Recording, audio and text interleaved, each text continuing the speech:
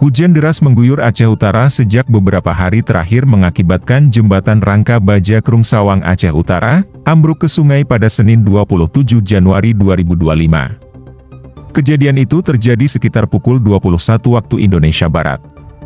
Berdasarkan informasi diterima AJNN dari warga setempat, sebelum ambruk jembatan tersebut sedang dilakukan pembongkaran oleh Dinas PUPR Aceh. Derasnya air sungai akibat hujan deras, mengikis tiang tengah yang menjadi penyangga. Pembongkaran jembatan penghubung kecamatan itu dilakukan oleh PUPR Aceh dan baru rampung setengah. Sementara sebagiannya lagi sedang dalam proses pengerjaan. Sehingga ketika terkikis derasnya air sungai, sangat mudah ambruk. Jadi jembatan ini memang sedang dalam tahapan pembongkaran, sudah dibongkar. Nah, jadi kalau nggak dibongkar pun jatuh juga seperti ini. Tapi ini sudah dibongkar, sudah mencapai lebih kurang yang sekitar 70% sebenarnya. Jadi sudah tidak difungsikan lagi oleh masyarakat jembatan ini. Awalnya jembatan ini sudah mengalami kemiringan yang sangat parah. Jika tidak ditindaklanjuti oleh pihak pemerintah Kabupaten Aceh Utara, ditakutkan akan ambruk yang seperti ini.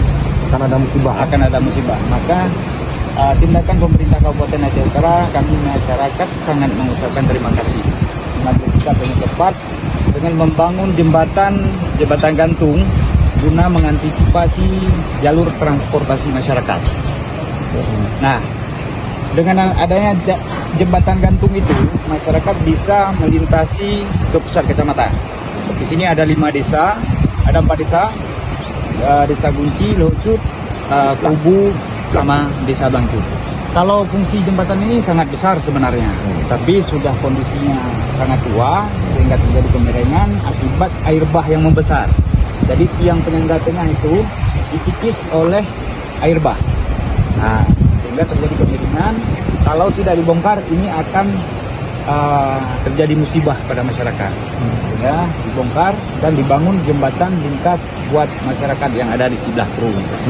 Jadi jembatan ini dua kabupaten, lintas kabupaten antara Kabupaten Aceh Utara dengan Kabupaten Biren.